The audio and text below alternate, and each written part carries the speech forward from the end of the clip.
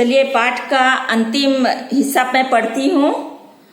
जिस वृक्ष की छाया मुझे मिली मैं उसी को काट दूं केवल इसलिए कि लोग मुझे पांडव कहें, मेरा कुंती पुत्र कहकर सम्मान करें, मुझे राज सिंहासन प्राप्त हो और मैं धर्मराज का अग्रज कहलाऊं।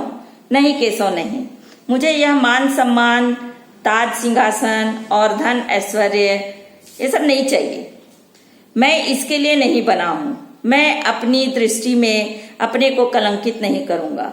मैं अपनी ही ग्लानि से हर पल मर मर कर जीना नहीं चाहता। हे केशव, जो भी आप मुझे देंगे वह सब कुछ कुरुराज दुर्योधन को दे दूंगा। उस बंधु के लिए मेरे पास कुछ भी अदेय नहीं है। यदि मुझे आप इंद्र पद भी देंगे तो मैं उसे भी दुर्योधन के चरणों में अर्पित कर दूंगा।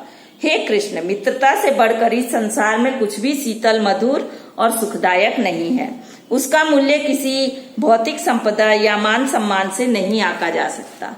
परम विस्मय से कृष्ण उसे देख रहे थे और कृष्ण को प्रणाम करते हुए राधा पुत्र कर्ण रथ से उतर रहे थे। कृष्ण सोच रहे थे, कैसा व्यक्ति है यह कर्ण? क्या ऐसा चरित्र संभव है? ओह, मित्र हो तो ऐसा।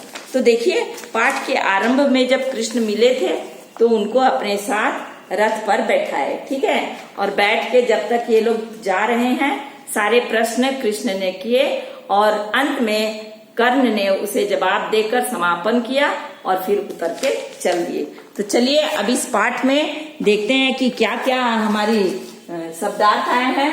अग्रज, बड़ा भाई, कलंकित, अपमानित, अदेय जो दिया जा न सके, भौतिक संपदा, सांसारिक संपत्ति, आंकना, अनुमान लगाना। ठीक है, तो अब मैं इसको एक बार आपको समझा देती हूँ जो पढ़ी अभी, कि इसको ये वेरी इंपॉर्टेंट ये है, अनुच्छेद है, तो बता देती हूँ।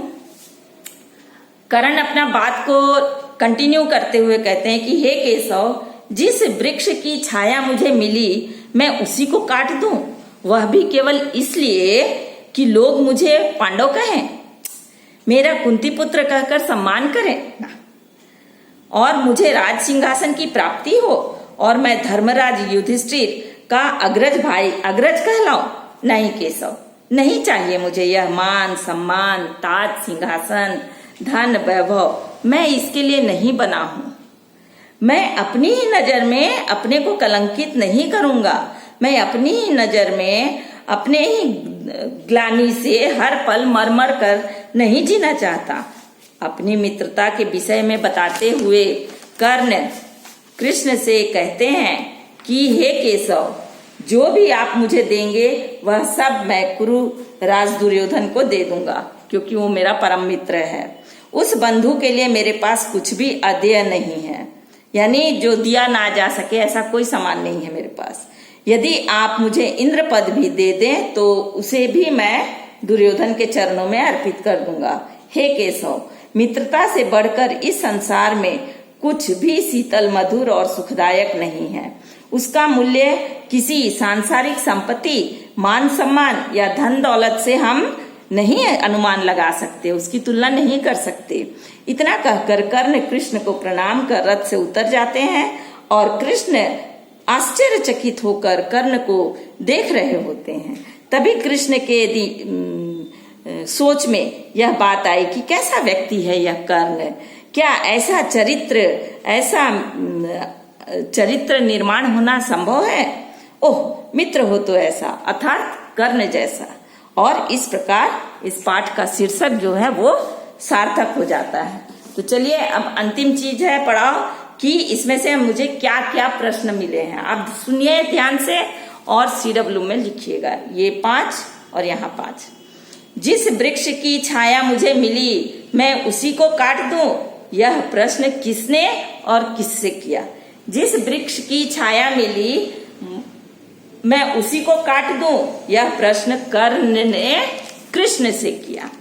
कर्ण ने मान सम्मान, ताज सिंहासन को क्यों स्वीकार नहीं किया? कर्ण अपने ही दृष्टि में अपमानित नहीं होना चाहता था। वह अपने ही ग्लानि से हर पल मरमर कर जीना नहीं चाहता था, इसलिए उसने मान सम्मान और ताज सिंहासन को स्वीकार नहीं किया।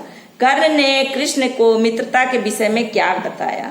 कर्ण ने कृष्ण को मित्रता के विषय में यह बताया कि मित्रता से बढ़कर इस संसार में कुछ भी मधुर, शीतल और सुखदायक नहीं है।